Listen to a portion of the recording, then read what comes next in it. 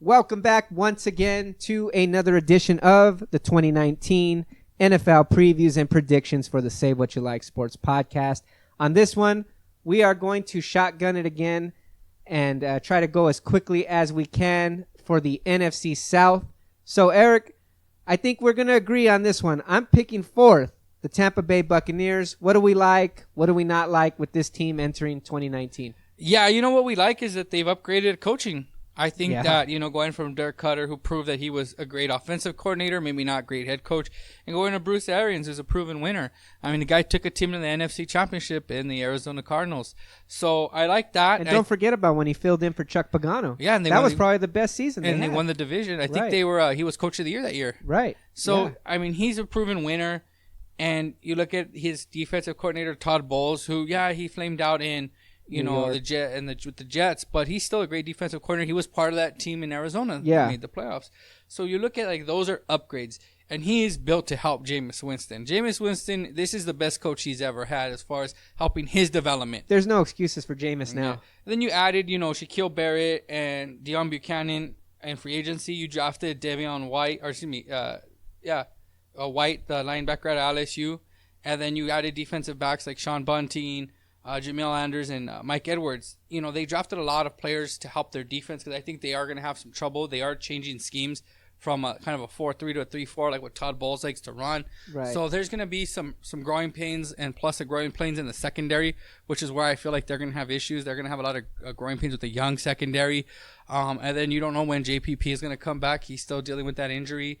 Right. It's kind of like you also look at their offensive line is really shaky, and that's my two things is when I look at a team and how I evaluate them is what's your offensive line look like and what's your secondary look like.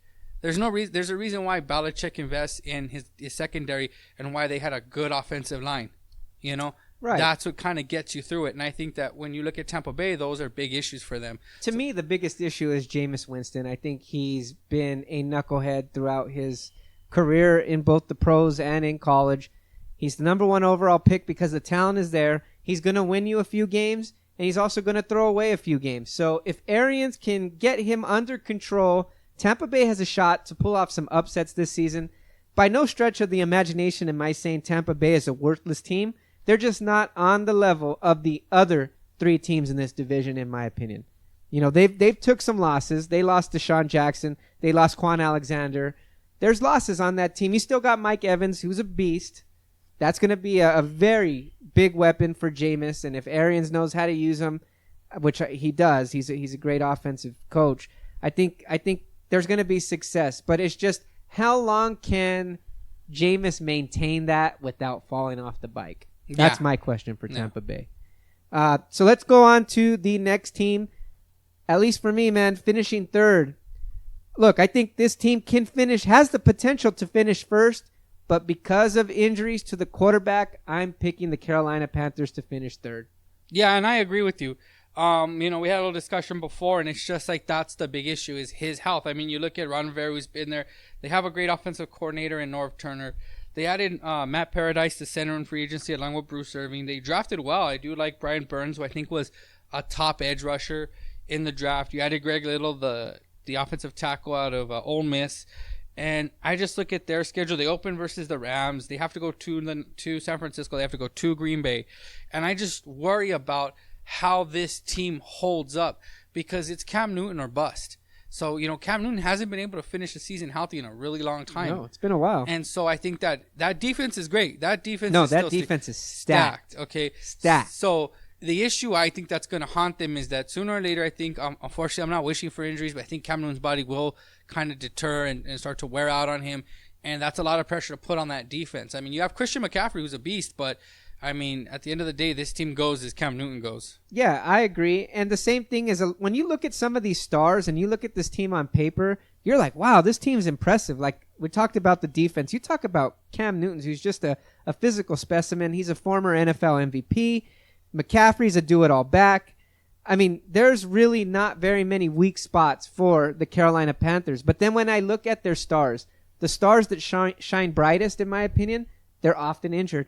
We're talking about Cam Newton here. We're talking about Luke Kuechly on the other side of the defense. Yeah. Just as equally important as Cam Newton is to the offense, Luke Kuechly is to that defense. And let's face it, over the last few seasons, he hasn't been able to stay healthy. And so to me, I can see this team just tearing shit up in the beginning of the season. But eventually, I think the injury bug is going to bite. These players are going to wear down like they've shown us they have before. And unfortunately, that's the only reason I'm picking them to finish third. Because if you can tell me this team will go through the whole 2019 season without injury, I'd probably pick them first. Yeah. Being honest. Yeah, that's the way I see Carolina, man. So, second place, who do you got?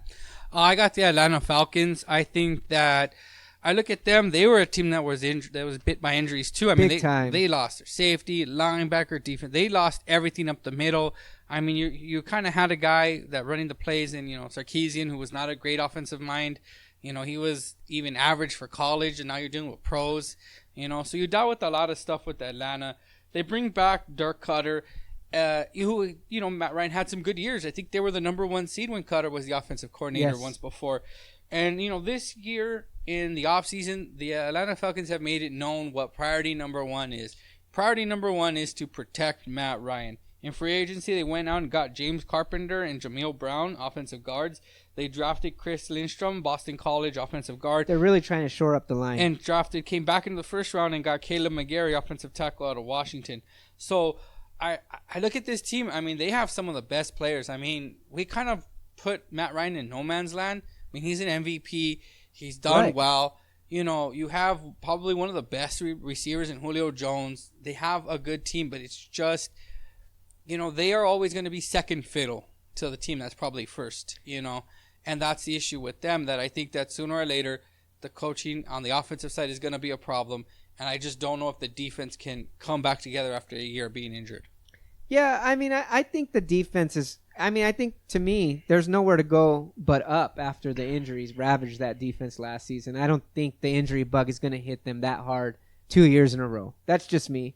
But, again, like you said, we're talking about a player in Matt Ryan who's been an MVP type of quarterback throughout the years. He basically had the Super Bowl all but one, if not for an epic collapse. And like you said, Dirk Cutter's back there calling plays. He's had success with him before. And, to me, like I said, you still have Sanu, right? He's the other receiver. You still have Sanu. Calvin Ridley. Calvin Ridley. There's multiple weapons. There's not just Julio Jones or bust. Yeah. So I have no reason to believe that the offense is going to take a step back. I think the defense is going to, like I said, be more healthy than they were last season, stay healthy for the most part. And I think this is a legitimate contender in the NFC. I would like to pick this team first as well. But again, the reason why I'm not picking them first just has to do with the duo that is Drew Brees and Sean Payton. I just can't bet against them at this point in time. I mean, until I see otherwise, I can't pick against them. And I do believe that the Saints quite possibly can be in for a little rude awakening and take a few steps back this season. But I'm still going with them first. Yeah, and I agree. I think we see it the same way. This team could probably finish third if things don't bounce right. If Drew Brees looked kind of worn out at the end of that season. You remember after that Dallas game? Yeah, I don't think he ever quite got back to the Drew Brees level we are accustomed to seeing. And that kind of shook him, I think. And you look at, he was able to do stuff when he got to the playoffs, but he was not as dominant as he was in the first half of the season as the second. Right. The playoffs are its own animal. So you kind of go off what you saw in the regular season and how he finished. At the end of the day, they're probably the most well-rounded team in this division. You look at everything that they have. Cameron Jordan. What they're hoping for is the guy they traded a first-round pick for in DeMarcus. I think it was the defensive end that they drafted last year, Marcus Davenport. Uh-huh. To finally show out. They traded up and gave a first-round pick to Green Bay, so he needs to show out. Otherwise, you have Lattimore, you have Kamara, you have Malcolm, you have Drew Brees. Ingram's out now. Yeah, Ingram's gone. But you still have, like you said, it's Brees and it's Sean Payton, and they are the closest things to Brady and Belichick that the NFC has. Yeah, it's hard to argue. They've had some sustained success comparable to the New England Patriots on the NFC side. Yeah, that's the way I see this thing shaking up for the NFC South. Those are the previews. So we'll recap. So in fourth, we have Tampa Bay. Yes. Carolina Panthers finishing third. Yep. Atlanta Falcons second. And got to go with Drew Brees, Sean Payton, and the Saints for first. No disagreements here, huh? No, not this time. Not on this one. Well, I'm sure on the next two, we're doing the NFC West and the NFC East. There's bound to be a disagreement there. Oh, can't wait.